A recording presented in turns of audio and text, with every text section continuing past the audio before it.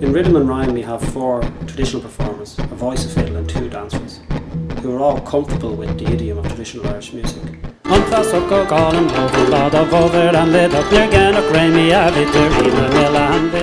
Preab Meadar has its origin in Gaelic text that predates the 17th century. We've uncovered songs with unique signatures in 5/8, 24/8 for instance. Now we've asked some traditional dancers to work with these and to choreograph steps that work with these unusual rhythms. So what we have is this multi-sensory aspect of rhythm and rhyme, representing those rhythms that you hear and you understand and you feel in your body.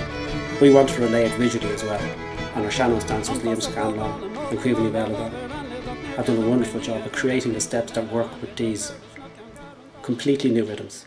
Preab Meadar Rhythm and Rhyme will be touring to 7 venues in Ireland this September to November. We will be going to Wexford, Navan, Ballina, Castlebar, and tOireachtas, Centre and the Dock, Carrick and Shannon.